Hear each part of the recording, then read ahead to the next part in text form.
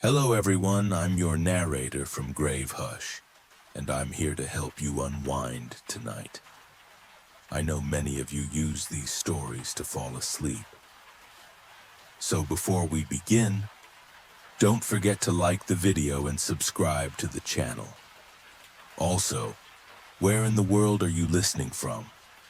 And what time is it for you right now? Now get cozy, take a deep breath, let your body sink into the stillness. It's time to relax and let the story carry you into sleep. Our first story tonight. Let's begin. This ticker tape machine is making me rich, but it might kill me too. I found a ticker tape machine at a garage sale and I bought it. You know the machines that print out stock prices on one long paper tape? Come on, you've seen them, probably in a movie. It's the 1920s, some pinstriped fat cat is smoking cigars in a boardroom in an Art Deco skyscraper. And he wants to know how much his railroad interests are trading for. Ticker tape machines kind of look like miniature engines, with one long piece of paper, sort of like the little paper slip you get in fortune cookies, that's fed to you so you can check stock prices. Well, I bought one and brought it home. I was sitting in my office having a beer and, to be honest, hiding from my wife because we were constantly arguing about money. About how we didn't have enough money, about ways that we lost money. It just started ticking, which surprised me because the woman at the garage sale said it's never worked, not as long as her father owned it. It started ticking slow at first, like it was a toy with almost dead batteries. But once it got going, it really got going, printing on the tape as fast as I imagined it had ever gone. I saw stock symbols printed on the tape, symbols for corporations I recognized, the companies you buy your coffee from every day and a new phone from every year. I didn't remember plugging it into a power cord or telephone cord or anything else, but hey, I'd had a beer or two, so I double-checked. I searched the machine's housing to see where the plug went, but there was no cord. The machine wasn't plugged in at all to anything, and then it stopped on its own. I pulled the tape from the machine and took a look. Every stock price was printed 2 times in a row like this. Stock price X today. Stock price X tomorrow's high. Stock price Y today. Stock price Y tomorrow's high. Stock price Z today. Sure. Stock price Z tomorrow's high. I thought it was a hoax, or one of those pranks people record for their live stream, but hell, I was curious, so I went online to check the prices for today, at roughly the time the machine printed out its tape. The prices were correct. I laughed at myself while I did it, but just out of curiosity, I checked the tomorrow's high prices the next day. And the ticker tape machine had made, across the board, accurate predictions down to the exact fraction of a cent. I tried to calm down. There certainly had to be an explanation for this. I couldn't think of what that explanation might be, but there had to be one.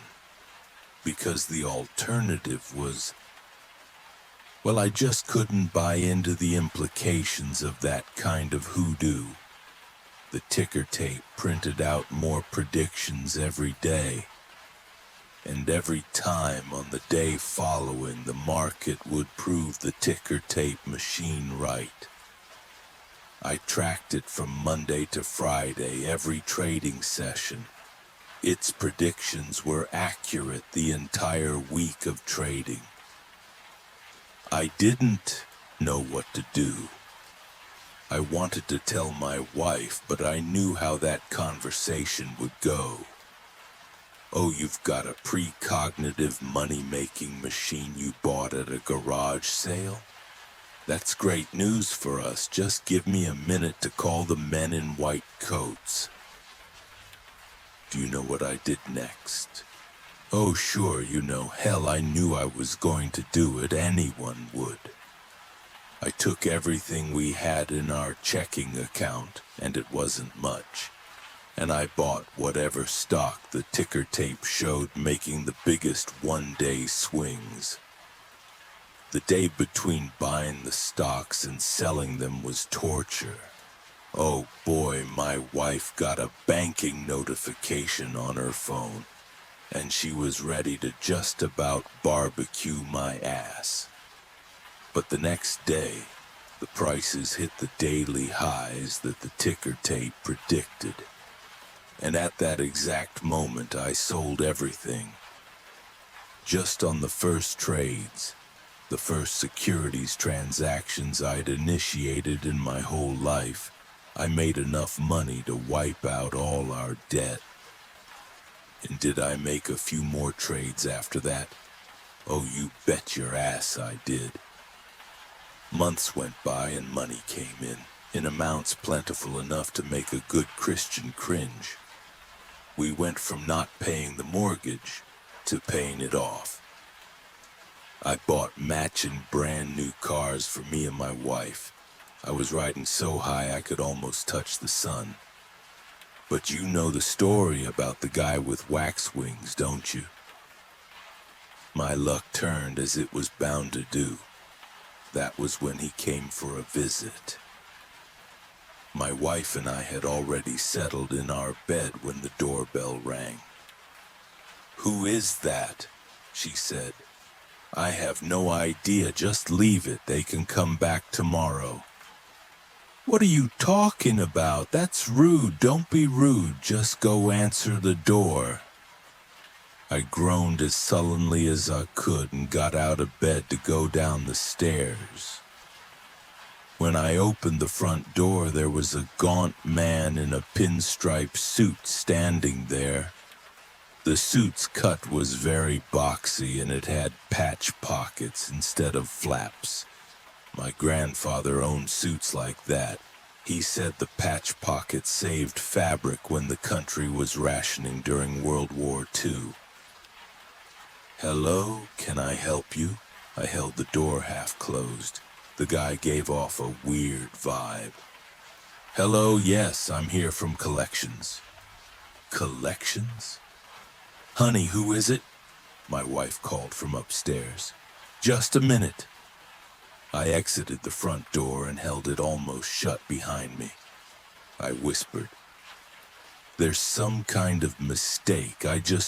You see, all our debt's just recently been paid off. All of it." The man smiled. I saw that he had gold caps on his canines, both top and bottom, a jewel-toothed predator.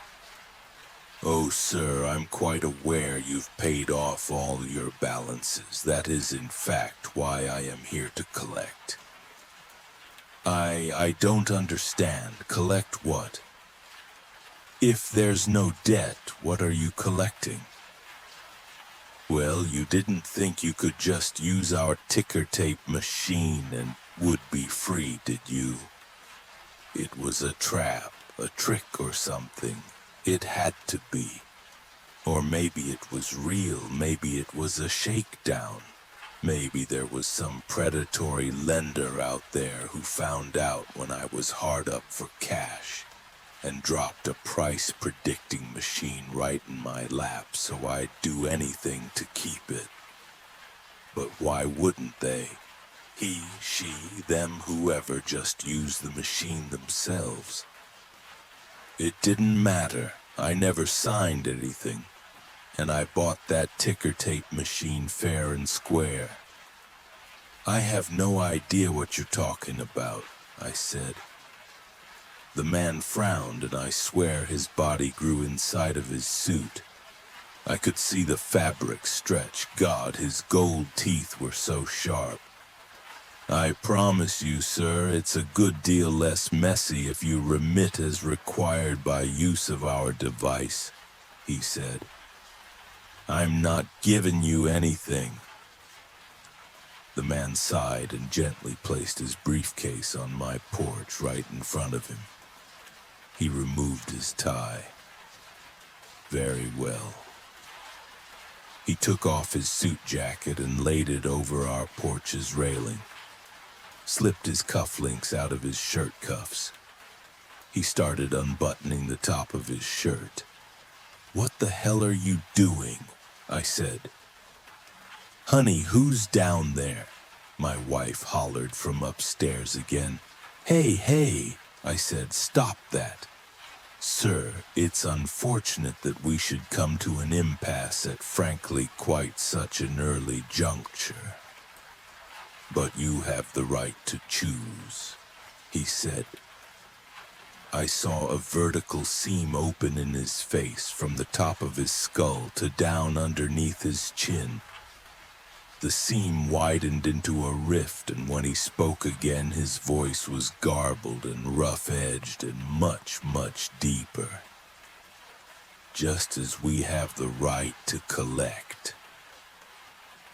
I tried to run inside, but the collector's hand shot out and held the door shut behind me. The split in his face opened up even wider, and another face emerged through the split. It looked like a deformed baby being delivered. Things that looked like tapeworms shot from inside his chest like 1,000 miniature grappling hooks. The tapeworms sunk tiny teeth into every part of my body. The pain was almost indescribable, like fire ants injected into my flesh. I tried to scream, but only croaked noiselessly, unable to speak. A shadow formed around us, a living, moving shadow. The collector pushed his second face through his first and closer to mine. His inner other's skin was made of moving black water that rippled in concentric waves all over his face. I screamed, but the shadow enclosing us absorbed the sound. I tried to plead, but was choked by the air inside the shadow, sulphurous and ranker than summer roadkill. The collector lifted the hand not holding my front door closed up to my face. His nails protracted until they were better than an inch long and curled in toward themselves. They looked like sharp fruit spoons. "Next time," the collector said in his low voice, his voice that was like bubonic plague, "be ready to remit." And then he reached into my mouth. I bucked, I thrashed and flailed, I tried to get away. But the uncountable tapeworms that shot from his chest arrested my body so I couldn't control my limbs. I felt his sharp spoon nails dig into my gums, and I was at last able to shriek. He ripped an incisor from my bottom row of teeth. And then the collector let me go. In a matter of 3 or so seconds, the collector's transformation was reversed. His second face pulled back inside his first. The thousands of squirming, sharp-mouthed tapeworms sunk back into his chest. There was no evidence to show he'd ever changed at all. I couldn't breathe. Every inch of my flesh still stung, and there was a throbbing pain in my mouth like in broken bones. Only when the collector had put his suit jacket back on and had begun retying his tie again was I finally able to suck in a desperate lungful of air. I rolled onto my side, blood dripping from my mouth onto the welcome mat, dribbling right in the middle of the letter C. I was crying. The collector finished refastening and tightening and tying his wardrobe together, and he was suited and buttoned up again straight away. He could walk into Smith and Walensky and they'd have no idea he was a tooth-pulling monster. He picked up his briefcase and opened it. He briefly examined the bloody roots of my extracted tooth and smiled in apparent self-satisfaction. He put my tooth in a side pocket of his briefcase and then closed it shut. "Just a reminder, sir," the collector said. "We come on the 5th of the month." Then he walked off my porch and into the night. This all started happening about 2 years ago. I'm wearing my partial dentures at this very moment. I know I should stop. How crazy is it to want money more than peace? But I guess in that way I'm like a whole lot of people who put their wealth before their health. The one thing, though, that nags me, keeps me up late most nights is this thought. When all my teeth are gone, what will the collector take next? Story 1 ends here. Now, let's begin story 2. Ilunalan, I'm richer than you'll ever be. Don't ever go to Arizona. When you hear the words richest man alive, I would wager that a select group of people come to mind. The super elite, owners of multi-billion-dollar companies, superstar actors and actresses, maybe even some lottery winners. People who have more money than they or their children or their children's children's children could ever hope to spend in all their lifetimes. Now, whether they've allowed it or not, the fact is you have heard of them. There are, however, some who theorize that there is an echelon beyond this. People who have such a level of wealth and position that they can afford to be completely unknown, invisible to the public eye and to the law. It is with great remorse and distress that I report to you I have become such a person throughout the course of my life. I didn't start out this way, mind you. I was an average low-class man once upon a time, living off of microwave food and rusty tap water. I suppose I should start my warning with this. In the state of Arizona, there is a cave. We found it by accident, my friend and I.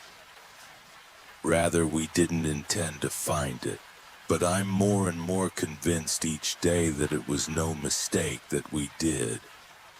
It doesn't show up on any official maps or trail routes, and it's barely documented anywhere else. As far as I can tell, it isn't even named, at least not by modern humans. Thrill-seeking is a stupid way to die. An even more stupid way to die is by trapping yourself in a cave and starving. Unfortunately, both Christy and I had a love for thrill-seeking, specifically cave diving, and an unhealthy lack of fear of stupid deaths. The great thing about it is that even very broke people can do it. All you really need is some rope and maybe a few other tools occasionally. But that isn't the only allure, nor is it the most enticing. I don't know how to describe it, how it feels. Knowing that you are going somewhere no one has ever been, not in the history of the human race. It's like being an astronaut or an old world explorer.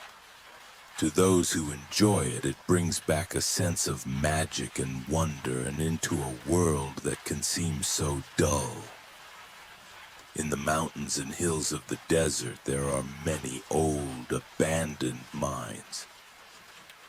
Christy and I would sometimes go check them out over weekends if we both had the time. Most of them date back to the 19th century when Arizona experienced mining booms for silver, gold, and other minerals. They can be dangerous and unstable, but we never worried. It began when I got fired from one of my jobs. I worked overnight at a supermarket and days in a warehouse. It was grueling, but it paid the rent. I didn't want to tell Christy. We had been planning a trip to a particular mine shaft for nearly a month. Christy had been searching some obscure spelunking threads and found out about it. Supposedly, when the mine shut down, people just left their equipment. Shovels, picks, rails, carts.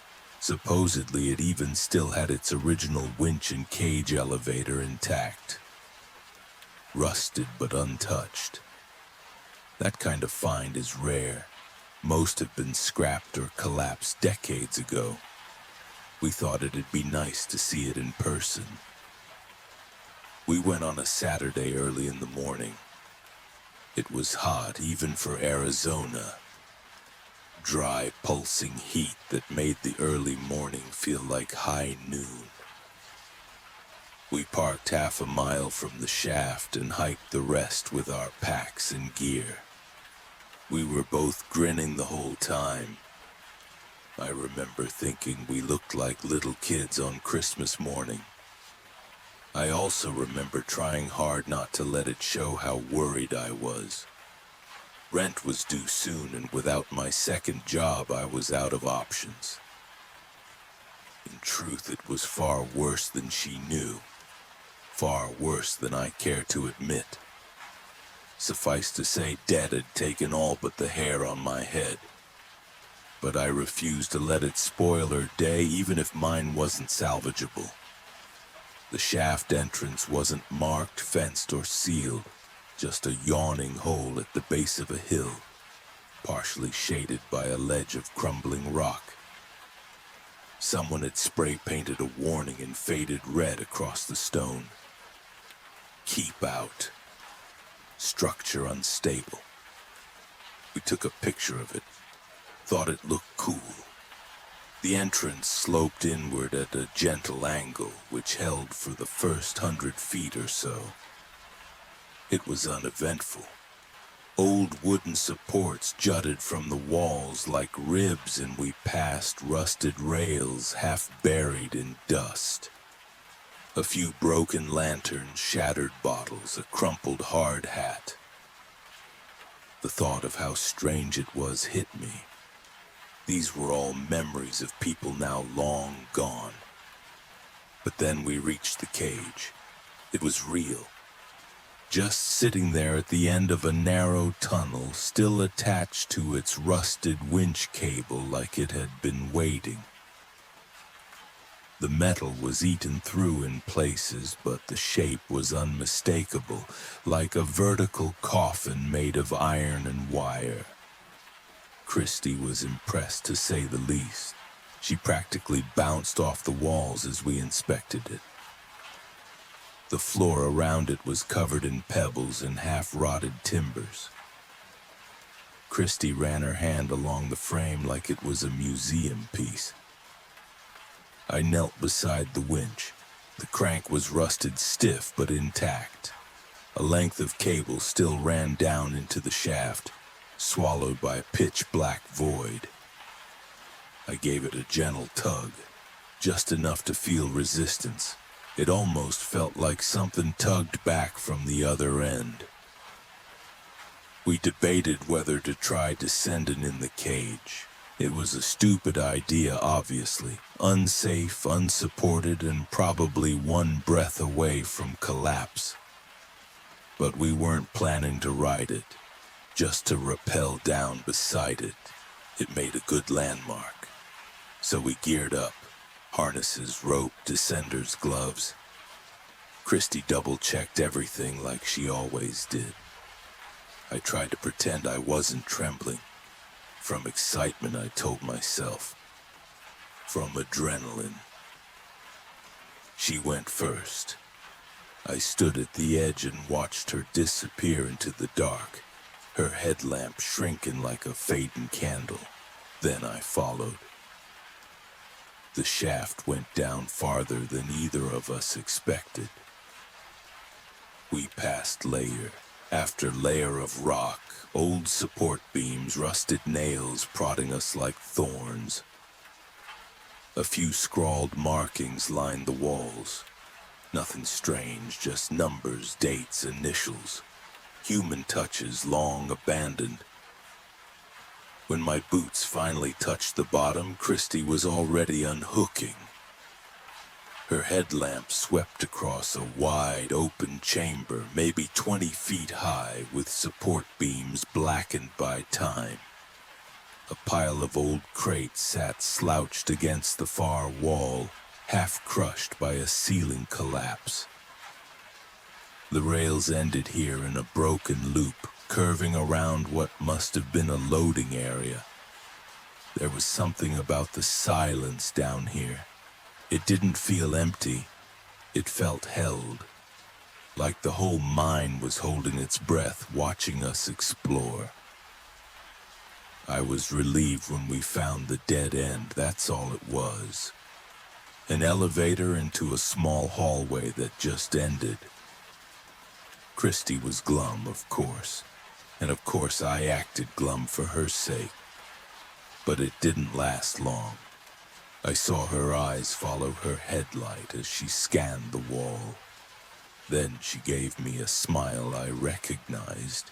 It's the one she wore when she was going to convince me to do something really reckless and dumb. And that's exactly what she did. Because at the very end of that empty hallway was a hole in the wall. Small, maybe 20 inches diameter. I refused for a while, but I couldn't say no to her. I really did love her, though I never said it. What really put the nail in the coffin was that I could feel an air current. If air was coming from the hole, that meant there was a way out the other side.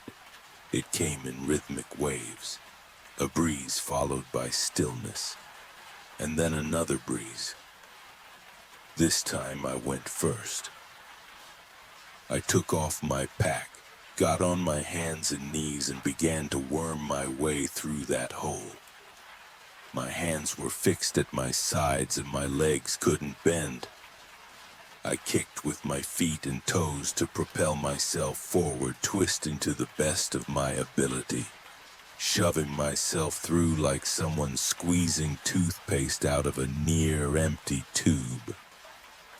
The cave clung to me as if trying to slow my crawl.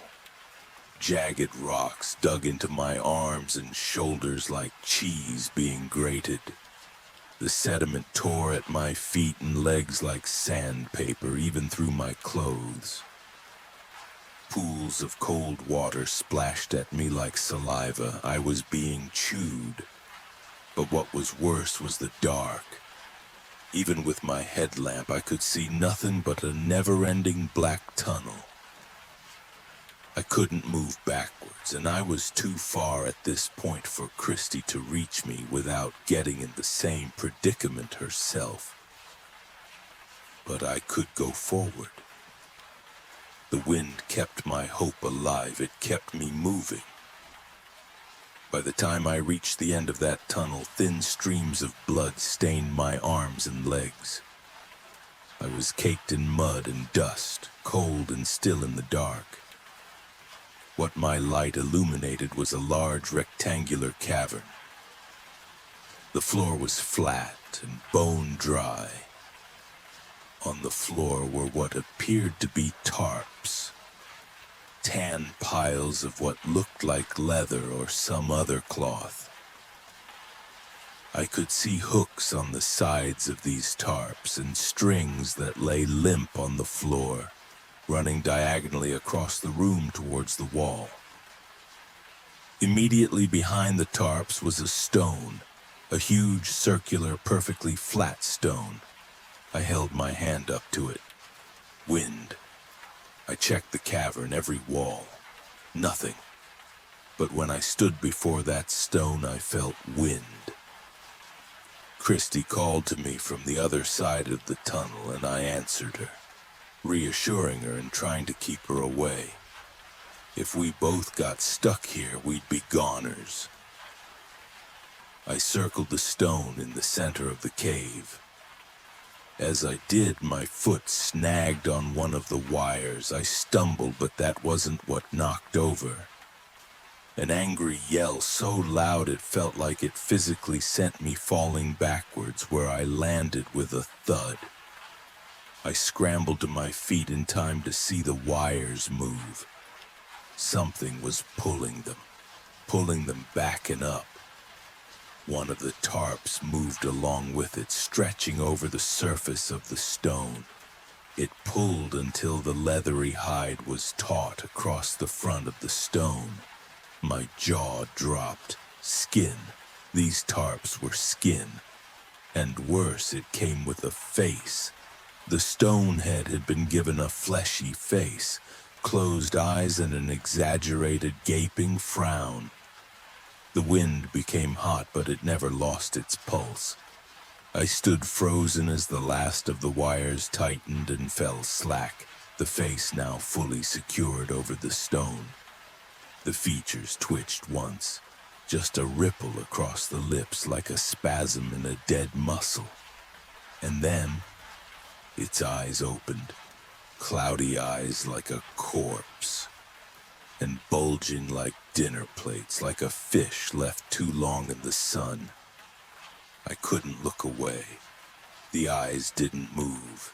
They didn't blink. But I felt them turn toward me. Like floodlights through fog, they bore straight through the beam of my headlamp and into my skull. There was no sound, no voice, but the world tilted. I was not in the cave anymore. I stood in light, not sunlight, but something deeper, golden, full, impossibly soft, the kind of light that seemed to shine from me. My skin was flawless, my body was lighter, taller, fitter. I felt like I'd never been tired in my life. Someone stood beside me, a woman, elegant, composed. Not Christy, not anyone I recognized. But she smiled at me like she'd known me forever, like she owed me everything. Around us, marble floors, tall windows, the shimmer of city lights far below. Not a home, but a palace in the sky. Screens whispered my name, stocks surged, bankers listened, leaders waited, people watched. And still, I wasn't alone. There were staff, advisors, security, all waiting on me, smiling like I'd just told a joke they didn't understand but needed a laugh at anyway. I felt no fear, no limits. I knew I could erase debts, build nations, start wars, and stop them. I had power, and not the kind you inherit. The kind people pretend doesn't exist. The kind that lives above presidents, above kings. It felt like peace, like control. Like the world finally made sense because I owned it. Everything I had ever wanted, and everything I never knew I could want. Then I fell. I fell from the heaven I had been shown and into the hell that awaited. I was cold, alone, and so hungry. A deep, gnawing hunger that hollowed you out to your spine. The wind didn't whip me, rather it pressed against me like a vice grip. I was sitting on a curb. My clothes were damp, my shoes too small. The soles had split and my toes were wrapped in plastic bags. People passed me without looking. A couple laughed. Not at me, just past me. I might as well have been part of the sidewalk. I was so much older. My hair was gone, patchy. My skin looked paper thin, my eyes sunken, yellowed, dry. I looked like something forgotten in the corner of a freezer. And worst of all, I didn't even flinch. Because I'd seen that face before every night. In the windows I passed, in the puddles, in the way people avoided me. I knew that man, he was me. When I was brought back to the cave, that hideous face was the sweetest thing I'd ever seen. I understood and I knew my choice. But nothing in this life comes free. To gain, you must lose. I've learned that lesson so many times throughout my life. The chains tensed again, pulling on one side of the face. It slid across the stone until it vanished into the darkness. The chain kept moving until another tarp rose from the floor and took the place of the first. This face did not share the exaggerated emotion of the first. It was blank. There wasn't a discernible wrinkle or curve to any feature. I called to Christy again. I told her to come through, that I had found a way out the other side. I didn't flinch when I heard the cave groan, nor did I when I heard Christy scream and call for my help. The tunnel had merely tasted me, but its stony fangs would shred her to the marrow. I would give her to this place, to this being, her and whoever else it asked, as many times as it asked. As the tunnel closed around my best friend, the chains pulled a third time, and again another fleshy tarp was stretched over the stone. A wide, toothy grin and gleeful, squinted eyes now met my gaze. The future I saw was too beautiful to pass up. And it was. Everything I was shown was given to me and more. I had everything. My only regret is that I didn't read the fine print. Now that my time is nearly up, I need to return what I've been borrowing. Renting, rather. I've started seeing it in my dreams again, that cave, those faces. I've given them dozens of lives, sated their hunger, but I didn't realize the real cost wasn't her. Wasn't them. It was me. Every name I offered, every scream I ignored, every time I turned away, and I carved off pieces of myself, my conscience, my warmth, my soul, and I tossed them into that pit.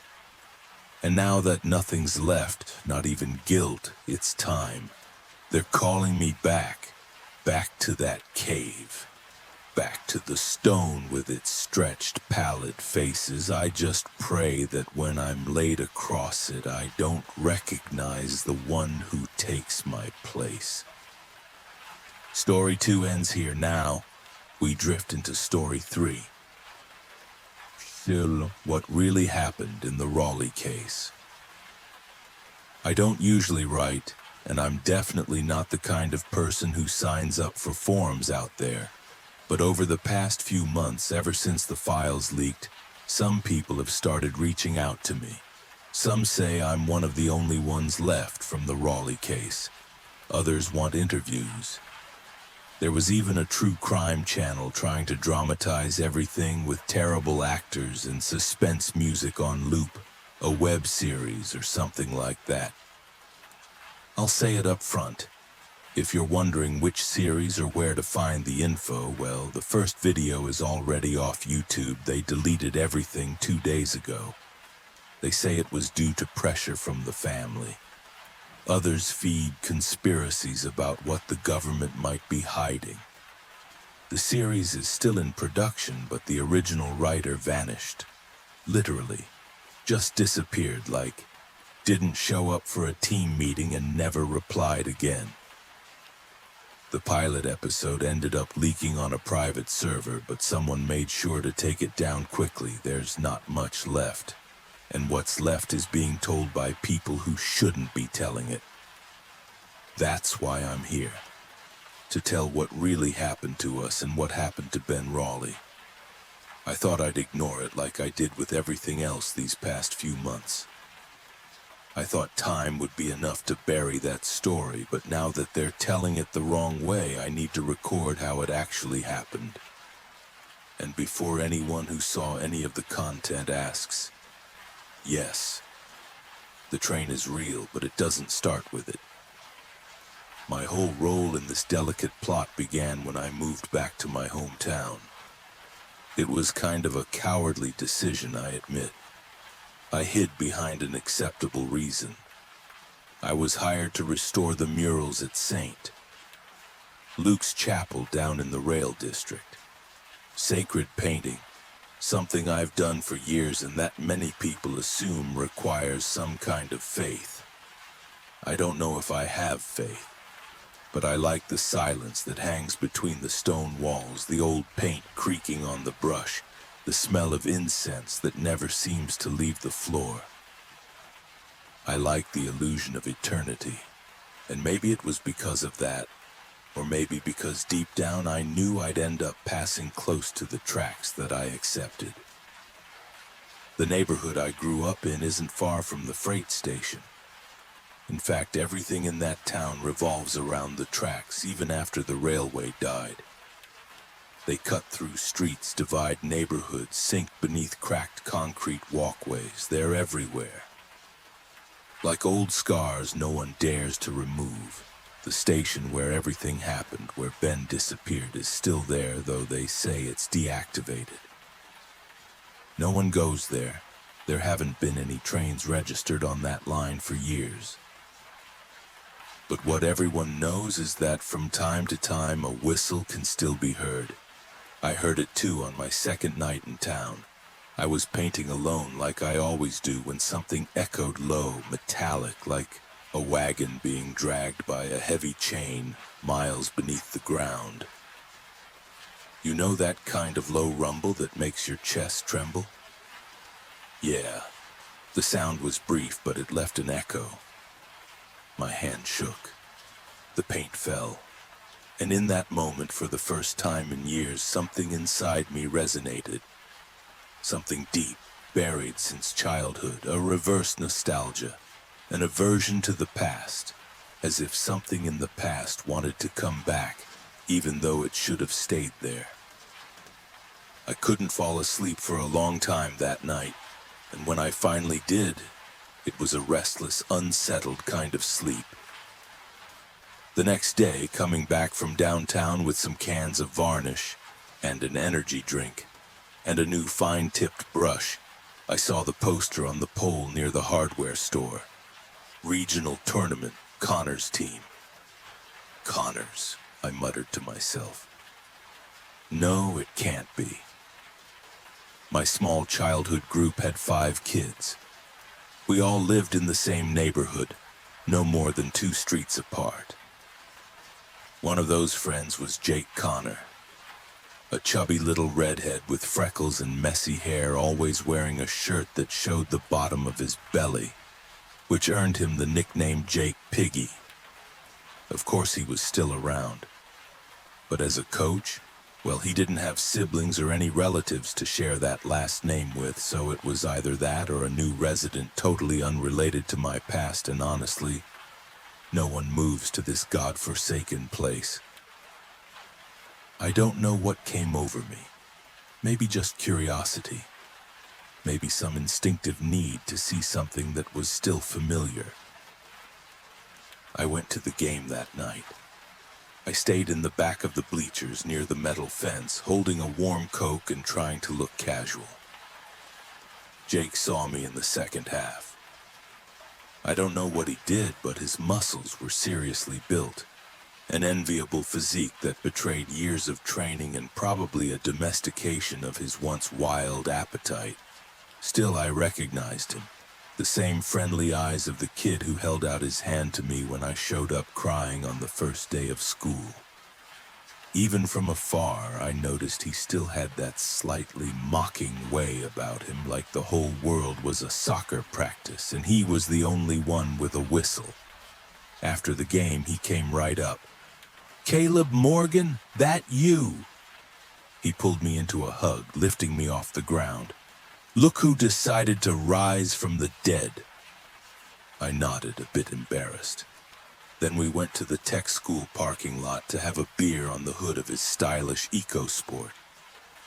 So you're painting saints now, is that it? He asked. Something like that, I said. And why here? They paid well. And it's got nothing to do with Ben, huh? Silence. Ben was also one of our group, along with his now fiancée, Amy. I kind of liked her back then, and when she and Ben started dating, that was the final straw for me leaving town. I told Jake about it at the time, and he was the only one who knew how I felt. He looked off into the distance like he didn't want to pressure me. Come on, Jake, you know I don't hold grudges. That was young stuff. It's all good now. He gave me a puzzled look. So you don't know? Don't know what? Caleb, Ben's missing. It's been months since anyone's seen him. I stood frozen, trying to process it. We hadn't spoken in a long time, but still. It was Ben. Jake saw my reaction but went on anyway. Wes says the train started running again. Not officially, of course. His usual crazy stuff, you know. He believes Ben mapped everything before he vanished, that he knew where to catch it, and that he left clues. I took a while to answer. My heart already knew what I was going to say before my mouth even decided. Is he still living around here? Same place as always. Want to see him? I nodded, and Jake smiled with that look of someone who thinks they're about to show you something amazing. We drove there. He let me pick the music like the old days, and somehow that gave me a kind of comfort, even if uncomfortable. Tears for Fears, a classic I loved. A kind of nostalgia with rust along the edges. The neighborhood where Wes lived looked the same, only more hollow, I'd say. Not physically, the houses were still there, most with curtains in the windows, peeling fences, crooked antennas. But there was something in the air, as if the neighborhood was trying to hide. We stopped at a low house with a wide roof, its facade painted a beige that had once been white but had since lost its name. In the front yard, a pile of junk, bikes without wheels, torn cardboard boxes, a restricted area sign stuck in the weeds. It was the kind of place that makes you think twice before knocking. But Jake walked right up and knocked 3 times. Once, twice, and on the third the handle turned. Wes showed up with the face of someone who hasn't slept in days. Army t-shirt, sunken eyes, messy hair. When he saw me, he paused for a second, then smiled a smile that almost hurt his cheeks. I knew it, he said. I knew you'd come back. That's becoming a catchphrase, I muttered, and he laughed. He led us straight to the garage, which had clearly been converted into a conspiracy HQ. Maps, wires, papers scattered around, red markings, post-its with dates, handwritten notes, one of the walls covered in a plastic sheet with fluorescent marker trails connecting names, times, and tracks. He opened a craft paper folder and pulled out a stack of pages. This is what's left of Ben's stuff. He gave it to Amy, and she gave it to me when she didn't know what else to do with it. She figured I was the only crazy one who might understand. And she was right. You really believe in all this? I asked, but it didn't come out ironic. It was more like trying to gauge how deep he'd gone. Wes looked at me. That gleam in his eyes wasn't just excitement. It was faith, the kind of faith that doesn't need to convince anyone. He was trying to track the train, map the times, the sounds, the sequence, like a stop pattern. He was piecing things together, Caleb. and I think he found the boarding point. I stayed quiet. Something about the way he said boarding point gave me a strange chill. Boarding what? I remembered that last night I'd heard the mechanical whistles of invisible gears. Jake stood leaning against the door, watching without saying much. From what I knew of him, he thought it was all nonsense, but deep down, he was waiting for something to happen. Tomorrow, Wes said, I want to take you there. It's not far, but you need to see it with your own eyes, and... He paused, almost embarrassed. Maybe hear it too. Hear what? He just smiled. The kind of smile that bothered me more than any direct answer would have. Was I stupid to say yes for sure? But the next morning I woke before sunrise. My head was heavy, the kind of heaviness that comes from a night without real sleep, like Wes's insomnia had rubbed off on me. The sound, it was there again. That deep buried vibration, like something ancient trying to wake beneath the city. Work passed without anything unusual, and my attempts to talk to the priest about these strange events led nowhere. By late afternoon, we met at the old station, a rusted structure partially swallowed by vegetation. Part of the platform had collapsed years ago, and the upper sign no longer had letters, just holes where something like District A Station used to be. No one remembered anymore. Wes was already there with his backpack, the same one as always, which made me wonder how it was still standing after over a decade, and a folder stuffed with crumpled papers. He was crouched near the tracks, recorder running. When he saw us, he stood. He came here. I'm sure of it. There are footprints, sometimes fresh, sometimes just a mark in the dust. And Amy? I asked. Does she know you're doing this? Wes hesitated. She follows me sometimes, but she doesn't say anything. Since Ben disappeared, she's changed. She thinks he might still come back. And you? He just looked at me. Wes was about to answer when we heard footsteps coming from the blind side of the station. The vegetation rustled slightly and Amy appeared slowly. For a moment, no one said anything. And even though we were outdoors, surrounded by grass and metal, her presence brought a deathly, sterile silence. She wore a thin coat, far too big for her, like time had shrunk someone who once took up more space in the world. Even so, she was as beautiful as I remembered, if not more. Her reddish-brown hair down to her shoulders, dark, piercing eyes staring at us, heavy with dark circles against her pale skin. She was holding a brown envelope to her chest, with both hands. I didn't ask how she knew we were there. Maybe she just knew. She walked up to us and stopped 2 steps away. Looked at me, then Jake, then Wes. Her gaze lingered longest on mine. This was his, she said, holding out the envelope. No one moved at first. Then Wes stepped forward and took it carefully. Did you open it? He asked. Amy shook her head. I tried, but it always felt wrong. She looked around. He wanted us to come back here. That I know. I just don't understand why. The envelope was slightly creased with a soft fold in the upper left corner. There was nothing written on the outside. Wes opened it with trembling hands. Inside, a pile of papers, handwritten notes, small drawings, cut-out newspaper clippings glued together like a puzzle only the person who made it could understand. I recognized Ben's handwriting instantly, that cramped script with uneven spacing between the words. As a kid, he used to write like he was afraid of wasting paper. One page stood out to me. It had only a single word in the upper corner. Pears. Next to it, a simple diagram.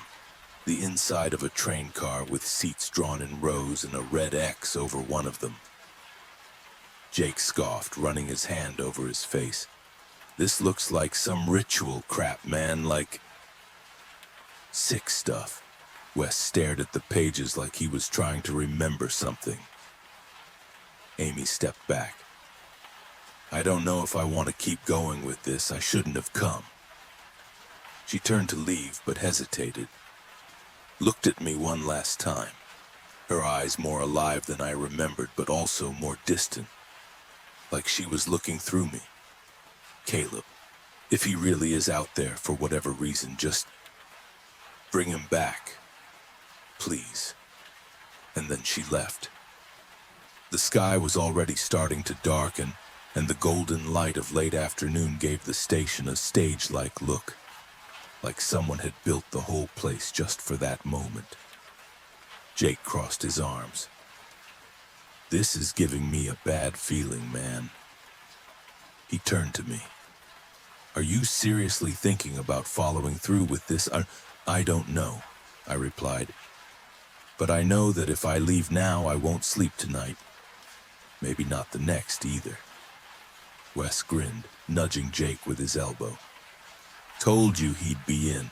Boarding point shows up at midnight, sir. And gave me an ironic bow. You've seen it? I asked. He hesitated, looked away. I heard it, and I saw a light once. Something running along the tracks, but too fast to make out. A silence. And there was something else. What?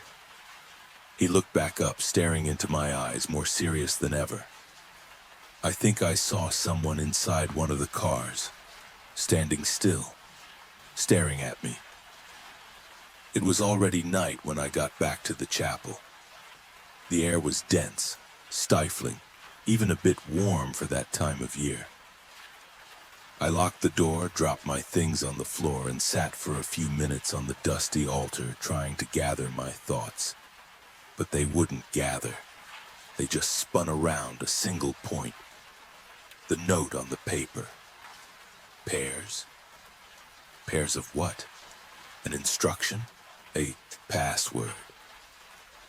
I turned off the light in the main hall and walked down the side corridor toward the small back room where I was sleeping during the project.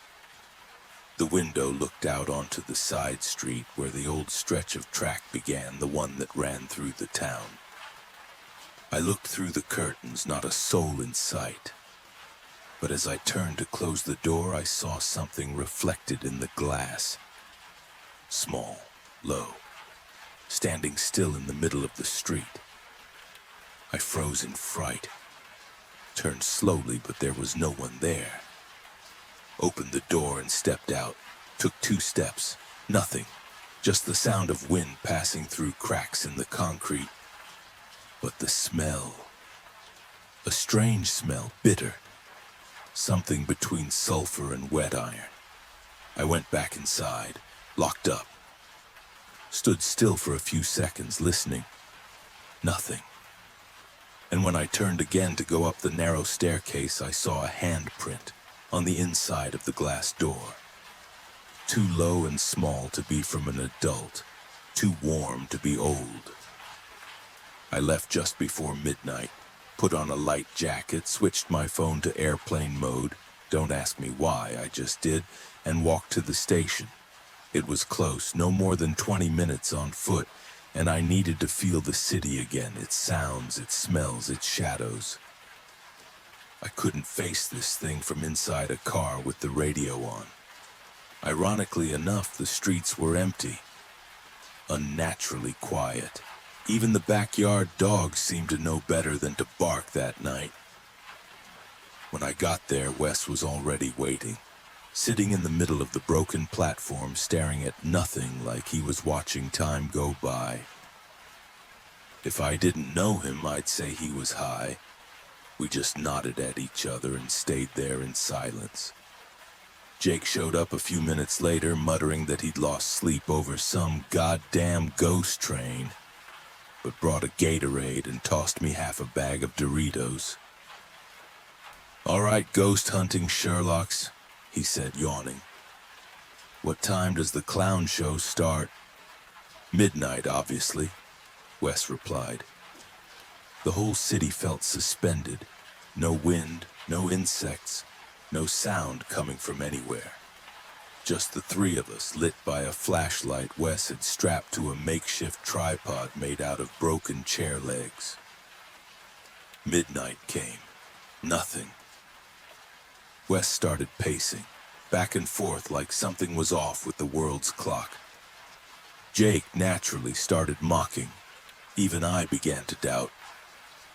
For a moment it was just this, three grown men in a forgotten place, haunted by ghosts of the past. And then it happened. No warning, no rumble. The train just appeared, not arriving from afar, not emerging from the horizon. It was simply there, a long black train with darkened windows, metal stained by time, just existing less than 5 meters from us. I felt the gust of air hit me like a punch to the chest. The sound was deafening, like a living machine groaning, and the headlight, if it even was a light, looked more like a white hole, leaking pressure. I was so terrified I forgot one crucial thing. I was on the tracks I had stepped down earlier to snap a few aesthetic shots for inspiration. Figuring midnight had already passed, and I didn't want the night to be a waste. Even if the train did show up, I thought I'd have enough time and space to run. But suddenly the train was barreling right at me. A steel monster, absurd, aimless, just raw magnitude and a scream that seemed to come from inside my head. Jake saved me. He grabbed my collar and yanked me back onto the platform with a strength I'd never seen in him. I hit the ground, elbow throbbing and heart trying to leap from my throat. The train thundered past us, car after car, with no end in sight. It wasn't just dragging metal, it was warping time itself. The windows, my God. Some were fogged up, others were covered in something dark. And one of them just a few feet from me revealed a figure, still, seated, staring right at me. I couldn't make out many details of the face, just the eyes, big black like wet coal. And the mouth, slightly open like it was about to speak. Wes was recording, I saw it. He was shaking, we all were. But he held the recorder steady, pointed at the tracks like it was the only thing keeping it real. When the last car passed, there was no sound of brakes, no fading distance. The train was just gone. "You saw that, right?" Jake shouted, dripping sweat. "You fucking saw that?" Wes stared at the recorder. Hit stop. Took 2 steps back and sat down. I couldn't speak. The sound still echoed not in my ears, but in my chest.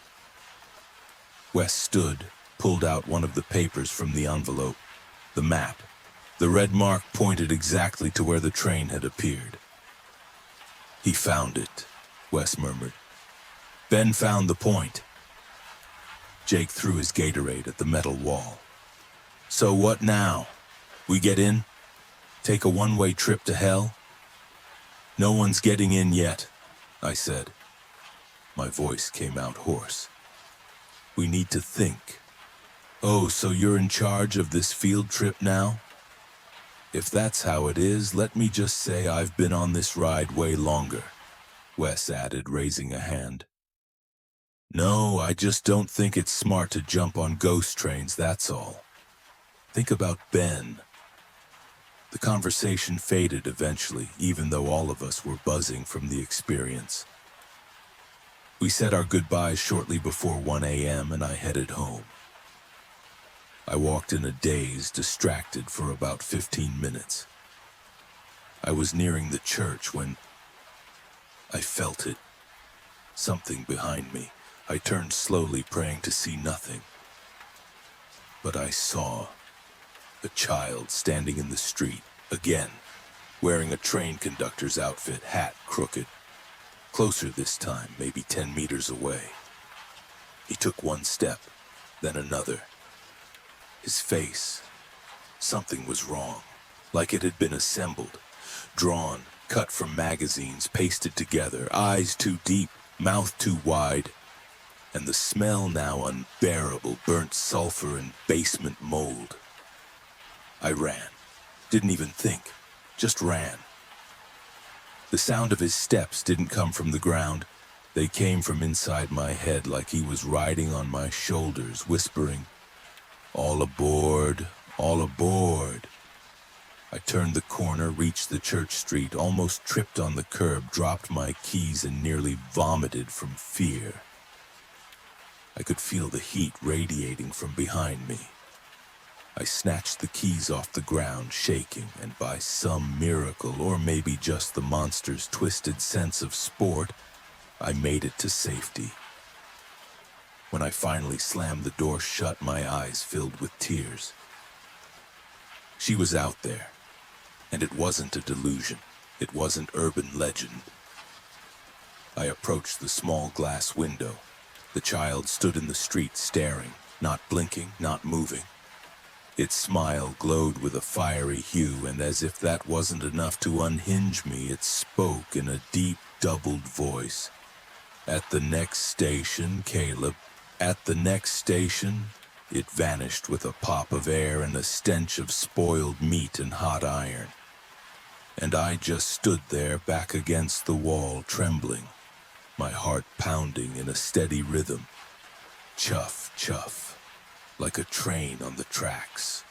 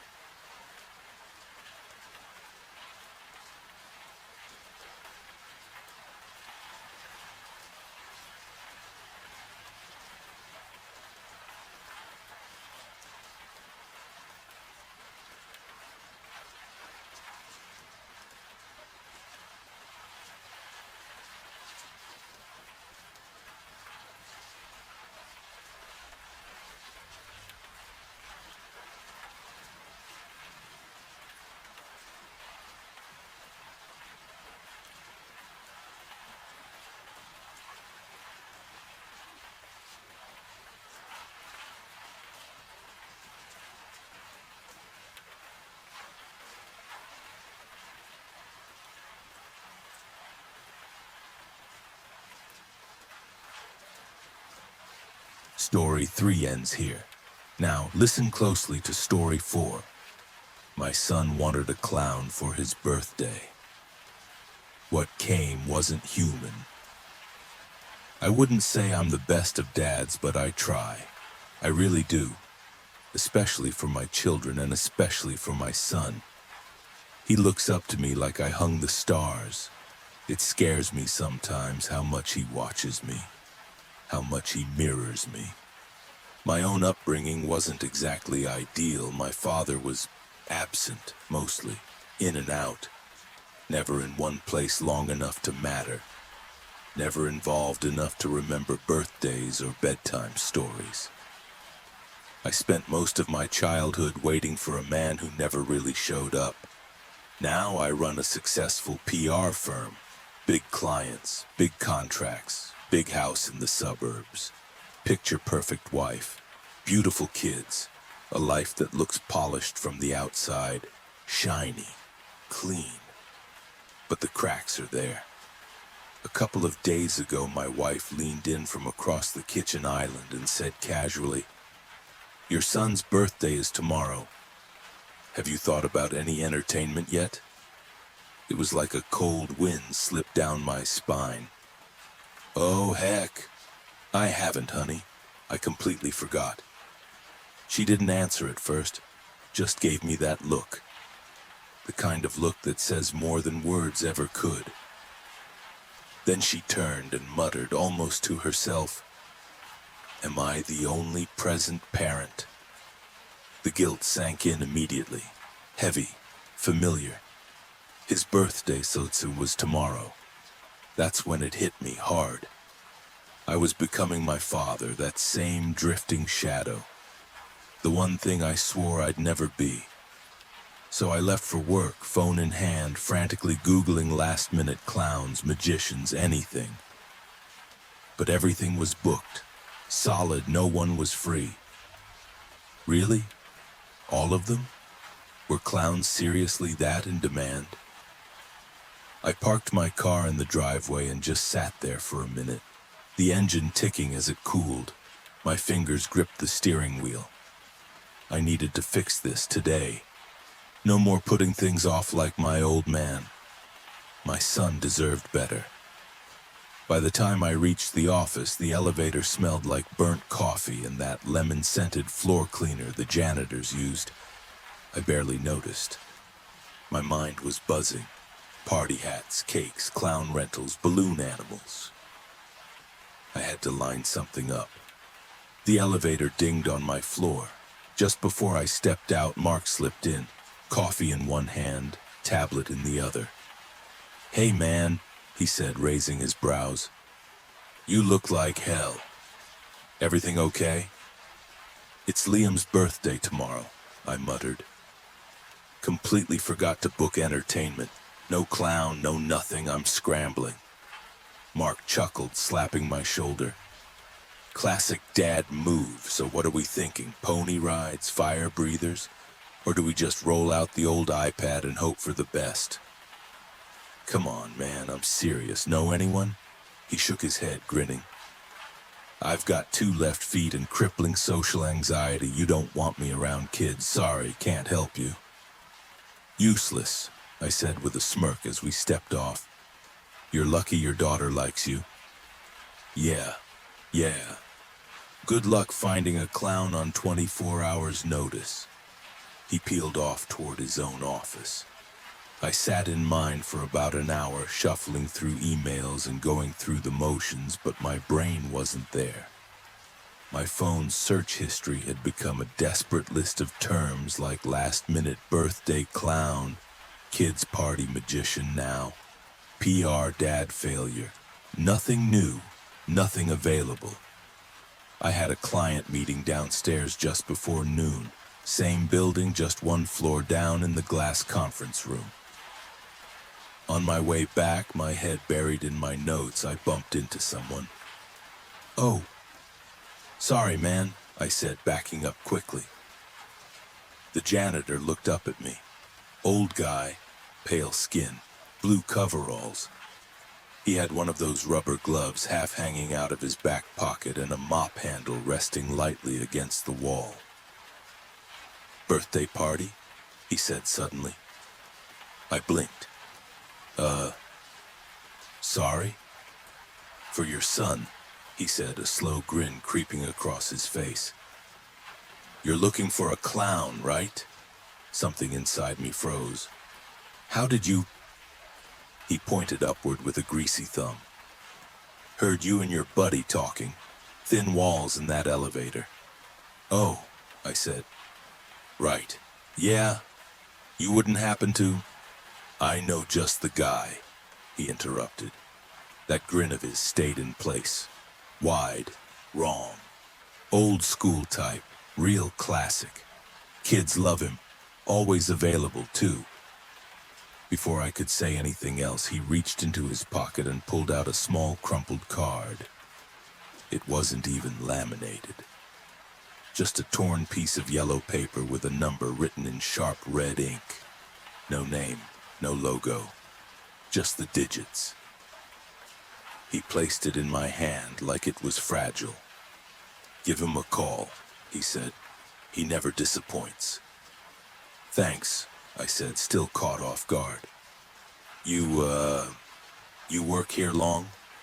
I don't think I've seen you around." But he was already walking away, mop in hand, disappearing around the corner.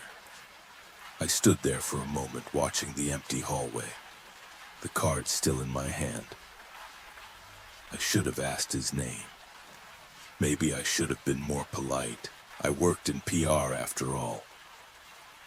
Keeping track of people is part of the job. Still, something about him felt off, like a face you only see once in a dream and never forget. But I had a number now, maybe a solution. And if this guy came through, well, maybe I owed the creepy janitor a beer. Or a raise. I wrapped up at the office just as the sky started turning orange, the end-of-day glow stretching across the city like it was holding its breath. I didn't waste any time, drove straight to the biggest toy store in town, and loaded a cart with everything that screamed guilt money. Remote control cars, action figures, a Lego set big enough to bankrupt me twice. I didn't even check prices. I just grabbed what looked shiny and loud and fun. Part of me still didn't want to call that clown. The janitor's words rang in my mind the entire time I stood in the checkout line. "He never disappoints." That smile, that teeth too many kind of smile. I kept the card tucked in my wallet like it might poison me through the fabric. He was my last resort. A backup plan for a promise I should have made weeks ago. By the time I got home, it was dark. The porch light flickered once as I turned the key. Inside, the scent of cinnamon and fabric softener hit me like a hug. Home. I barely had time to put the gifts down before Liam ran up the hallway in his rocket pajamas, arms wide open. "Dad!" he shouted, slamming into me with full 6-year-old force. "Is the clown coming tomorrow?" I knelt and wrapped my arms around him, feeling his excitement pulsing through every hug and every bounce of his little feet. "Hey, champ!" I ruffled his hair. "That's a surprise. You'll just have to wait and see, all right?" He grinned, eyes sparkling. "You should be in bed right now," I added with mock sternness. "It's way past your bedtime, okay?" "Okay, Dad," he chirped, already half turning down the hallway. He didn't even wait for a goodnight kiss. Just zipped back to his room like he'd explode if he didn't fall asleep fast enough to get to tomorrow. I stood there in the foyer a moment longer, the Superman-wrapped presents glinting under the ceiling light. As I was laying the last of the Superman-wrapped gifts near the living room table, I heard her footsteps. My wife came around the corner, tired eyes, hair tied up, hoodie hanging off one shoulder. She kissed me on the cheek, more habit than affection, and asked quietly, "Did you get the clown?" I looked away. "Everything's booked," I muttered. "I don't know what to do." She sighed, that kind of sigh that makes your stomach twist before the words even hit. "You had weeks, Michael," she said, arms crossed. "Weeks to figure this out. It's like you want to disappoint him." "That's not fair," I replied half-heartedly. "No?" she snapped. "Then what would you call forgetting his birthday entertainment until the night before? You think buying him a stack of toys makes up for that?" I didn't say anything. I couldn't. She was right. She shook her head slowly. "You promised me you'd do better. That you wouldn't turn into your father." That one hit harder than I expected. Then she turned without another word and went upstairs. The sound of the bedroom door clicking shut might as well have been a coffin lid.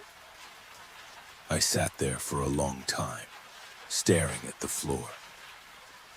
My reflection warped in the gloss of the wooden tiles. I was a terrible father. No arguing that now. It was 10 p.m. when I stepped outside for a smoke. The air was cool, still. Even the streetlights seemed dimmer than usual. I reached into my wallet, pulled out the crumpled card, stared at the number, my thumb hovering over the screen. I had no idea who I was inviting into my home. But Liam wanted magic, and I was out of options. I dialed. The phone rang once, then a rasping voice came through, gritty and wet, like someone dragging glass over wet concrete. "You've reached him." Hey. I was told you do birthday parties." Silence. Then, "How old is the boy?" "6, I replied slowly. "Good age, still soft." My throat tightened. "Excuse me?" No answer, only muffled breathing. "You were saying?" You come highly recommended. Can you make it tomorrow?" "Address?" "It's 438 Willow Bend Lane, Crest Hill Meadows, 12 o'clock. Our house. Please don't be late." A low chuckle bled through the line. "I am never late and never early. I arrive when I'm needed most." The line went dead. No goodbye, no confirmation. Just the hollow click of a call cut short. The morning came like any other.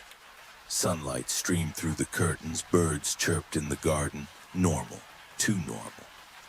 We decorated the backyard. Streamers, balloons, even some makeshift graffiti banners that said Super Liam in big red letters. My wife lit the candles on a gorgeous blue and red cake shaped like a superhero mask. It was perfect. But I didn't care about any of it. My eyes kept drifting to the front gate, waiting, watching. Noon rolled around, the yard filled with laughter and bright little voices. Liam's friends arrived, their parents trailing behind with gift bags and juice boxes. Music played from the speakers. Everything looked like a dream. But Liam kept glancing at me, searching the yard, searching faces. The clown hadn't come. 12:30, still nothing. His smile began to fade. I checked my phone, tried calling the number again. Nothing. Just static, then silence. I felt sick. And just when I was ready to break down and tell Liam the clown wasn't coming, the doorbell rang. I opened it. There stood Mark, wearing a baggy clown suit and smeared face paint, holding a balloon sword and grinning like an idiot. His daughter peeked out from behind him. "Surprise, asshole," he said. "I figured you were balls deep in failure by now." Behind me, Liam let out a scream of pure joy. All the kids gathered around Mark like he was Santa in grease paint. He juggled, made balloon animals, tripped over his own shoes. The works. Even my wife cracked a smile. It was a good party, until the music faded and the parents started collecting their sugar-crazed children. As Mark helped fold the last table, I pulled him aside. "Hey, listen, thanks. Seriously, you saved me today." He nodded. "Yeah, I could see the panic in your face yesterday. I threw something together with some old Halloween gear." I blinked. "Wait, what?" "Yesterday," I repeated. "I called you last night. The voice, that creepy-ass whisper. You asked for my address."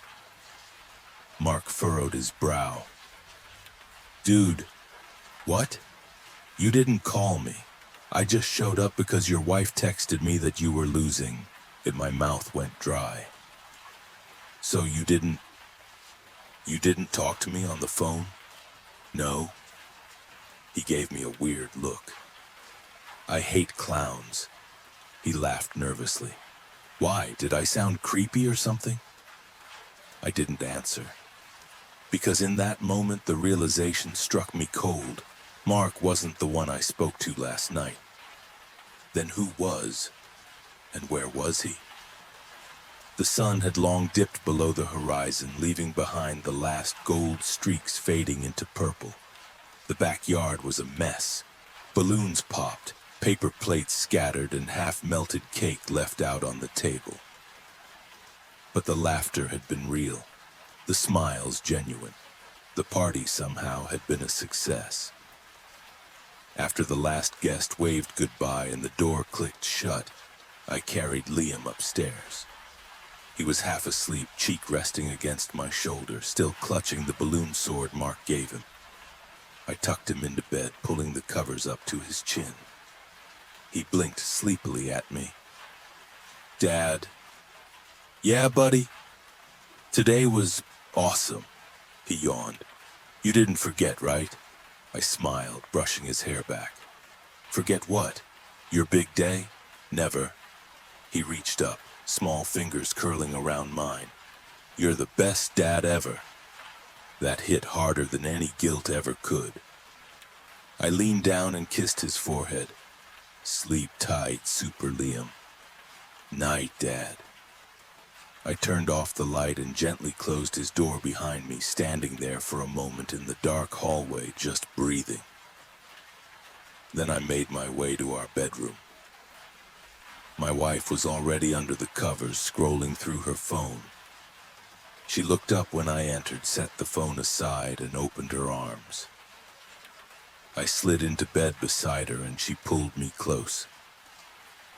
"Don't worry," she whispered, resting her head against mine. "We're a team. We got through it." I exhaled. "Yeah, it just bugs me, the clown, the one I actually called. He never showed." She shifted to face me. "What time did you tell him to come?" 12 o'clock, noon. She raised a brow, a teasing smile creeping in. "Maybe he thought you meant 12 a.m. I blinked. "Midnight? What kind of children's birthday party happens at midnight?" She laughed softly. "Who knows? Maybe he's just old school, or maybe you hired a vampire clown." I chuckled, but something about her joke felt just a little too close to something I didn't want to think about. "Don't think too hard about it," she murmured, eyes already fluttering closed. "The birthday was saved. Your son thinks you're a hero. End of discussion." I leaned over and kissed her. "Thanks for helping me pull it off," I said quietly. She just smiled sleepily and pulled the blanket over her shoulder. I lay back, staring at the ceiling for a while, my thoughts drifting to that crumpled card still in my wallet, and the voice on the other end of the line.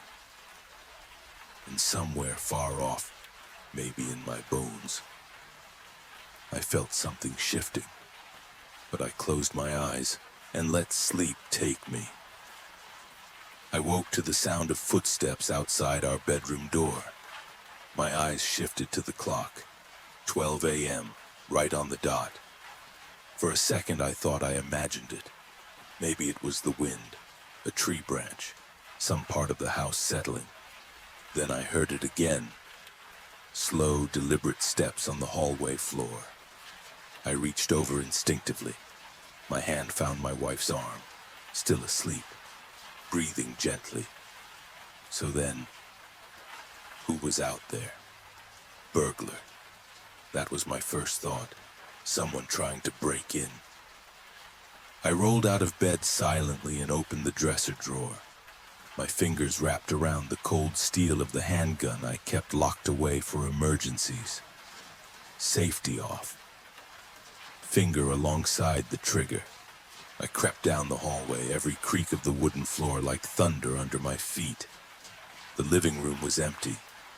So was the den. I swept the front door. Locked. I moved into the kitchen. That's when I saw them. Muddy footprints, not mine. Too small to be mine, but too large to be Liam's. They trailed across the tiles and stopped near the refrigerator. Then nothing. I took another step. And a scream shattered the silence. High-pitched, raw, agonizing. "Daddy!" My heart seized. It was Liam. I sprinted down the hallway to his room. The door wouldn't budge. It was locked. "Liam!" I shouted. "Open the door, baby, it's Daddy!" No answer, just muffled sobs from the other side. I didn't hesitate. Bang! I fired at the knob. The wood splintered. I kicked it open. The room was empty. The window was wide open, curtains fluttering in the cold night air. I rushed to the sill and looked outside, down in the backyard, barely visible in the moonlight. I saw something that stopped my breath. A figure in a bright white costume, dragging my son by the leg across the grass, toward the trees, toward the dark. "Liam!" I screamed, stumbling back from the window and tearing through the house to the back door. I fumbled with the lock and burst into the yard barefoot, the grass cold and wet beneath me. "Daddy!" His voice cried again, echoing through the night. I ran. I ran like I had never run before, lungs burning, heart pounding in my ears. But the laughter, that laughter, it started low, almost playful. Then it twisted into something feral. It grew fainter, deeper into the woods until it vanished completely, like it was swallowed by the night. And suddenly everything was silent. I slowed, panting, eyes darting in every direction. And then I saw it, right at the edge of the forest, a red clown nose, lying in the dirt. Beside it, Con Liam's Spider-Man pajama shirt, torn, blood on the collar. There was something pinned to it, a piece of yellow paper, same texture as the card from before. It read, "Thank you for the invitation." He smiled just like you said he would. By the time I stumbled back to the house, my wife was on the front lawn screaming into the phone. I, could already see the flicker of red and blue lights washing over the street. The cops questioned me. I told them everything. The clown, the card, the janitor, the voice on the phone. They exchanged looks like I was delirious. One of them gently patted my shoulder and said, "We'll do our best, sir." I wanted to scream. My wife didn't say anything to me that night. She just sat on the couch, rocking, sobbing, blaming herself, then blaming me.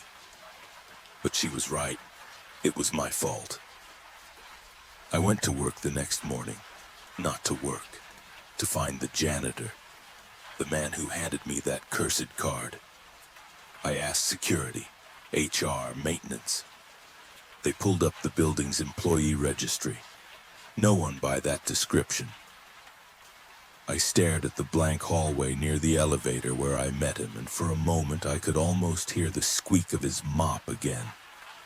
Months passed. My wife stopped looking at me. First, it was subtle. Eyes that once lingered now passed over me like I was furniture. Then she stopped sleeping next to me. She claimed the couch at first said it helped her back. Eventually, she stopped being my wife altogether. 2 weeks after the funeral, if you could even call it that. She moved out, left behind her keys, her ring, and a silence that settled into the corners of the house like dust. The detectives arrived on a Thursday. Rain fell in sheets, streaking down the glass and pooling at their feet when I opened the door.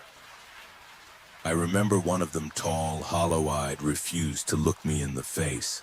The other held a file to his chest like a shield. They had found something. Remains. Deep in the woods. Scattered. DNA confirmed it. They told me with measured words and soft tones, voices wrapped in caution like I was fragile, like I might break. I didn't say anything. I just stared at the floor, and the sound of the rain filled everything else. It's been over a year now. Sometimes I still wake up at midnight, eyes wide, breath caught, heart thudding like it knows something I don't. In that fragile moment between sleep and reality, I let myself hope, just for a second, that it was all a nightmare, that none of it really happened, that I'll pad downstairs and find my world whole again. But the footprints are still there, tiny muddy impressions trailing across the kitchen floor. I've scrubbed them more times than I can count. Bleach, vinegar, baking soda. On my knees until they bruised. But no matter what I do, they always return. Smudged, wet, fresh. And sometimes when the wind dies down and the night holds its breath, I hear laughter. Software, high-pitched, childlike, coming from the woods just beyond the edge of our yard. It never lasts more than a moment, but it freezes me in place every time. I don't dare go looking. I don't own a phone anymore. I haven't in years. But I kept the card. It's old now, worn around the edges. The ink has begun to fade, and there's a crease right through the middle where I must have clutched it too tightly. Still, I carry it with me, in my wallet, always, just in case. In case one day I work up the nerve to call him back. The clown. And ask what he did with the smile I used to see on my son's face. Story 4 ends here, and now we enter the fog of Story 5. Having a guardian angel isn't all it's cracked up to be. Of the dozen kids who were living at the Hallowed Hills group home, it was just my luck that I had to be the one to find Director Grant's body. I was so young at the time, I couldn't understand what I was looking at first. It didn't seem real. His skin was so smooth and pallid and white. It didn't seem like it ever could have belonged to a living thing. And his eyes.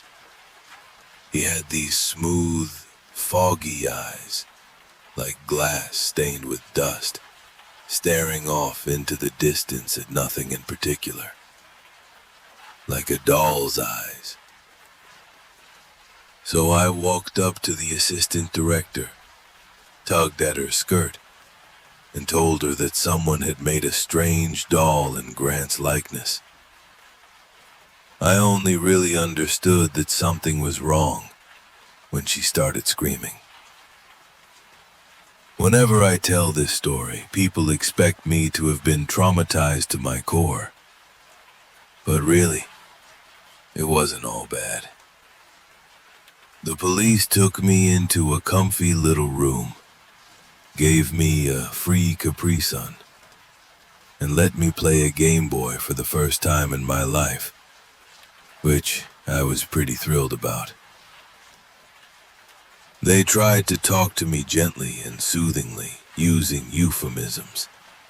But I told them I understood the concept of death. Director Grant was gone, and he wouldn't be coming back ever. Ever. Ever. And I wasn't really sad about it. They asked why, and I started telling them how he'd treated us in life. And the more I said, the more they got this funny look on their faces. One started whispering to the other, started writing something down. I didn't understand their expressions then, but of course I do now, looking back. They asked me, in veiled language, if I saw the person who had killed him, and I told them I hadn't. But I was lying, of course. For as they were leading me out of the building, I just so happened to glance up at the group home's roof and caught the faintest trace of a silhouette stood by the chimney, backlit by an instant's flash of lightning. It was the figure of a woman, her hands clasped over her chest, and a pair of wings folded behind her back. Her my guardian angel. Mr. Grant, that rotten old bastard, had assumed she was just my imaginary friend. I guess he found out in his last moments just how wrong he'd been. I didn't see her for a long time after that. She kind of faded away, becoming a creepy little story I'd tell at parties. Life in the foster system didn't leave too much time for studying, but I at least had a natural gift in athletics, was the best friend I ever had. Either way, I was thrilled when I finally bulked up enough to match his weight class. I didn't even care about winning the invitational. I just thought this was my big chance to finally kick his ass. Heartbeat. Yeah, right. It was a massacre. He dragged me up and down the ring, from bell to bell. Stubborn as I was, I only stayed down once he hit me hard enough to break my nose and leave me concussed. My friends told me afterward that my face looked like a smashed tomato. Honestly, he did me a favor. It sobered me up, showed me that I wasn't the hot shit I thought I was, and that the way I was living my life was going to come around and bite me in the end. So eventually, after a lot of thinking, I actually made up my mind to go and thank him. But when I stopped by his dorm room that night, I found the door already hanging ajar. Moonlight poured in through a broken window, the ghostly blue cutting through the darkness. I thought that the thing standing in that utter dark was a statue, at first. The skin under all that muck was so calcified and hard and pale, it couldn't possibly be anything organic. But then, her gaze slowly lifted to meet mine. Blasted, have you ever seen those photos of statues left to spend years beneath the ocean? The way their colors and details fade, get chipped away, replaced with a thick coat of algae and barnacles, and the assorted sickly green viscera of the sea. That's almost what she looked like, the product of centuries of rot in the depths. Time, and the power of the deep sea melting away any features, which could be called even vaguely human, leaving her with a face without a nose, arms without hands, something resembling coral jutting from her limbs, and torso, like cancerous growths. And I swear each of those sea tumors was lined with throbbing veins. Beneath that thin green coat of biofilm, only two features identified her as any sort of organism. One was her mouth, which hung open in an almost comical manner, as if she were perpetually slack-jawed and stupefied. But really, I'm sure that whatever muscles held her lower jaw up had simply long rotted away. There was no tongue, or throat, or teeth in that mouth. Nothing at all, really. It opened up to absolute inky blackness, as if it were a portal to some infinite void. Same with her two eyes.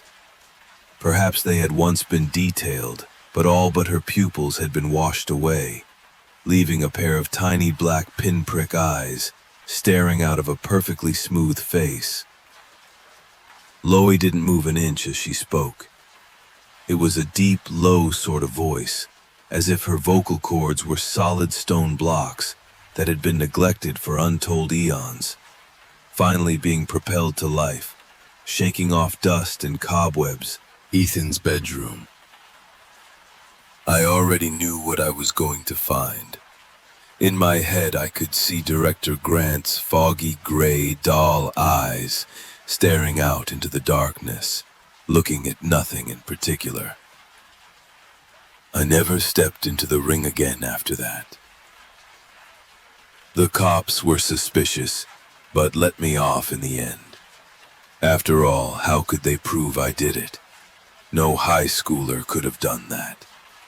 It would have taken a world-class surgeon to hollow out someone the way she did. But they didn't need to punish me. I could punish myself just fine. I would have kept spiraling had I not eventually ended up in a psych ward.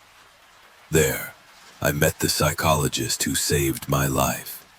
She taught me that my guardian angel was just an instance of stress-induced psychosis.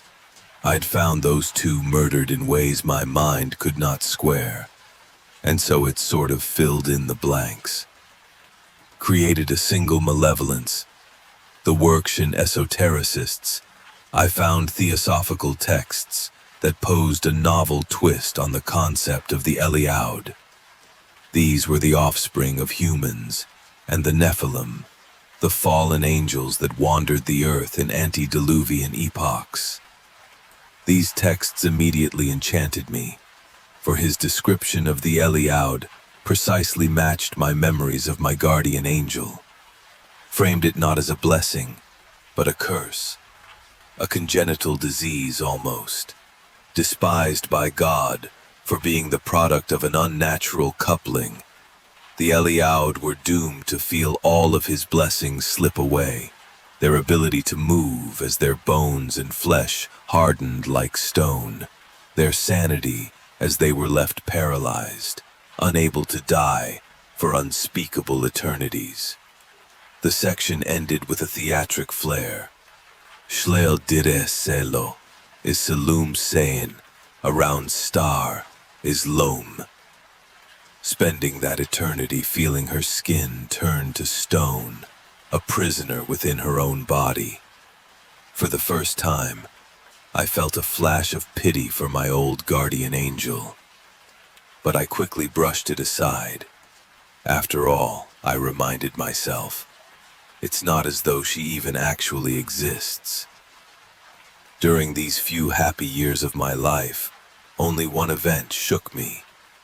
Once, in senior year, I was mugged on my way out of a bowling alley. He held me at knife point, told me to empty out my pockets. Wasn't too big a deal, only lost a few bucks. But then later, watching the news, a headline caught my eye. Police baffled by a man found exsanguinated in Maple Grove Park. I rushed to change the channel before they had a chance to show the victim's photo. I didn't know if it had been my mugger, and I didn't want to know. It was probably someone else, I told myself. It doesn't involve me. I wanted my blissful ignorance to last forever. But of course it couldn't. Nothing lasts forever. Or at least, almost nothing. But hey, at least I got my degree. Not too many kids from the foster system get to say that. and I even met Gracie along the way. Every time I could feel the depression or the fear creeping in. She was like the shot in the arm that got me going again. For the first time in my life, I was well and truly in love. The other shoe dropped on what had at first seemed an ordinary day. Couldn't have been more perfect, really. That beautiful blue sky over the humble little home we had together in the Susquehanna Valley. It all started with such a simple thing. I'd come downstairs in the morning to find her looking groggy as she watched the birds out the back window. So I saw fit to wake her up with a surprise visit from the tickle monster. I might have been a little too sneaky. She was so startled, she just about bowled me right over, and I busted my eyebrow open on the edge of the dining room table. No big deal. We patched it up and forgot about it pretty much immediately. After work, I was sat on my favorite bench at Pinnacle Overlook, on the edge of a cliff with a gorgeous view of the lake below, while chatting with Gracie over the phone. We were rambling on about something unimportant. I think it was Penn State winning some big game, when all of a sudden she let out this little yelp. Christ! There was a silence for a moment, and then I chimed in, asking her what was wrong. Nothing, it's nothing, the light in the backyard? It just turned on all of a sudden. It startled me, that's all. The light was motion activated, so I already knew what it probably meant. Oh God, it's probably the damn raccoons trying to get into our garbage again, I said. You remember the mess they made last time. Can't you scare them off? She hesitated. Usually, I had to deal with any raccoon problems. I knew she hated those things, ever since she read some study about how 1 in 10 of them were rabid. Baby, I promise, they're not going to give you rabies. You just have stepped slowly out into that muggy July air. I started to get a strange feeling myself. Something wasn't right. I knew that on a deep, instinctive level, even if I couldn't quite articulate why. She was already rounding the corner of the house when I realized it. It was so quiet. I mean, it was a hot Pennsylvania summer. The nighttime air should be filled with the absolute cacophony of crickets and katydids, not to mention wood frogs and owls and whatever else lurked in the night. But there was nothing. Besides Gracie's timid footsteps, the line was utterly silent, as if the entire forest behind our house was holding its breath. That put the hair on the back of my neck on end, and for a moment, I almost started begging her to go back inside. But I didn't. I thought it would come off as, I don't know, childish. It's a mistake that will haunt me for the rest of my life. Suddenly, there was another noise. The sound of something shifting about inside of the garbage bin. That familiar scratching of something rooting about within, digging through old bags. So it had just been a raccoon after all. I supposed that should have soothed me, but it didn't. I was still on edge as I listened to her shout into the night, trying to make enough noise to scare the little critter away. Nothing worked.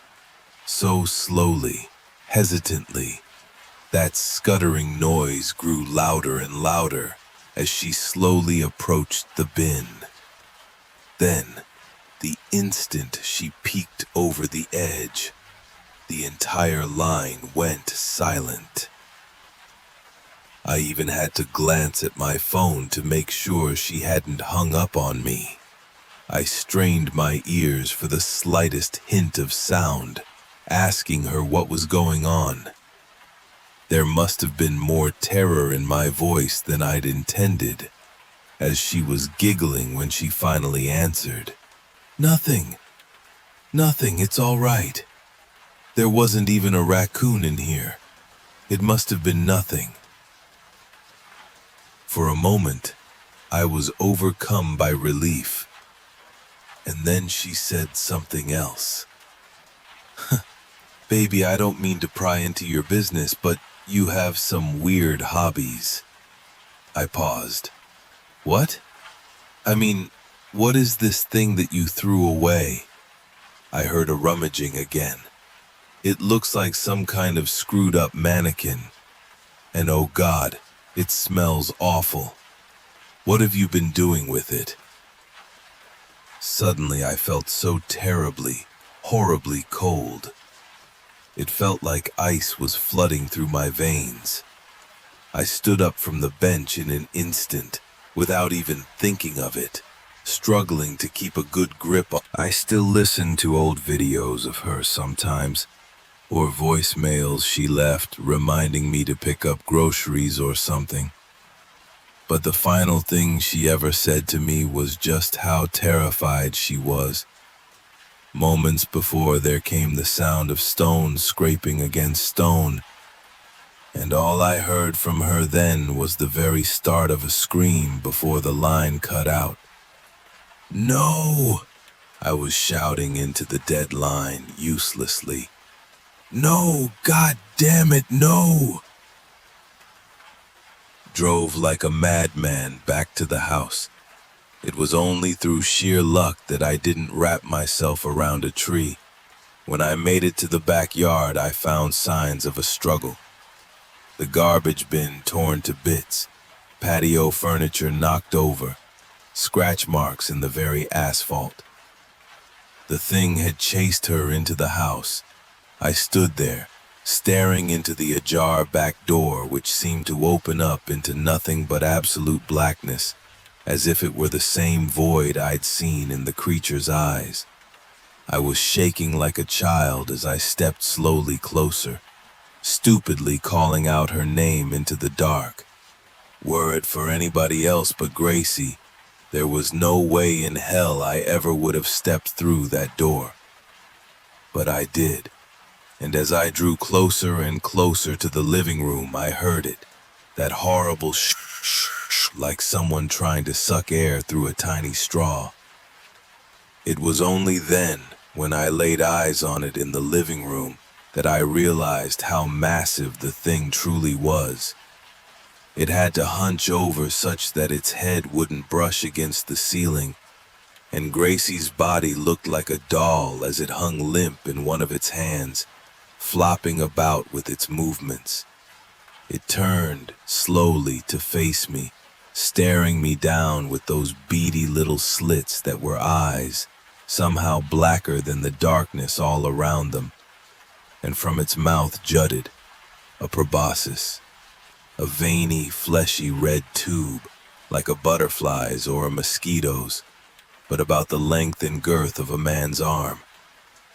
It had punched a fist-sized hole in Gracie's neck, her head lulled to the side at an unnatural angle, leaving the appendage barely visible under the curtain of her long black hair. The proboscis visibly bulged round and taut for a moment with each fresh gulp of blood and viscera, each time releasing that horrible shh, and each drop of blood seemed to revitalize it, restoring movement to its stony body like grease being poured upon the inner workings of a rotting, rusty machine. I fell to my knees. I screamed and sobbed and beat my chest, It seemed to startle the creature. There was no expression on that motionless face, but there was a sort of anxious guilt in its movements, like that of a dog that knew it had done something to anger its master, but not understanding exactly what. It spoke in that slow, horrible drawl, as if to defend itself. "She hurt you."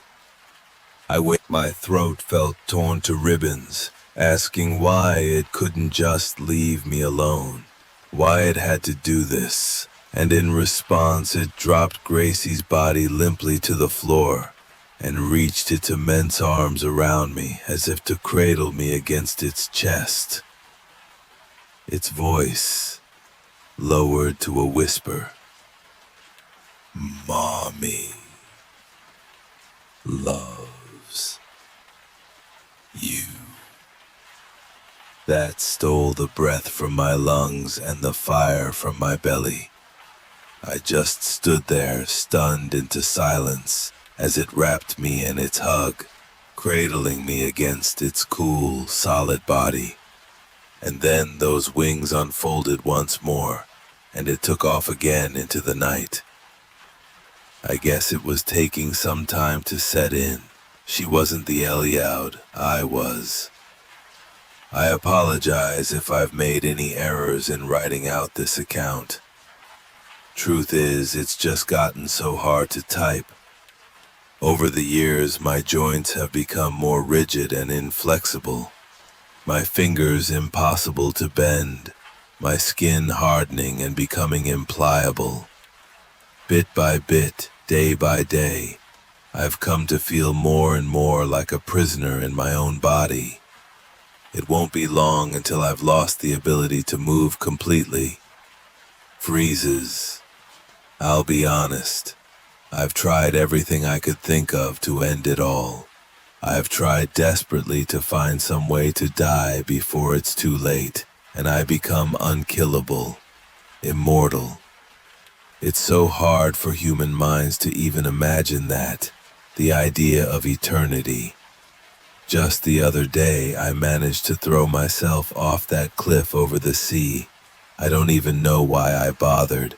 I knew exactly how it would end after all, the same way it always does, with the sound of the beating of her wings, her arms catching me gently and cradling me against her, and her voice whispering adoringly in my ear. Forearm. "Mommy loves you."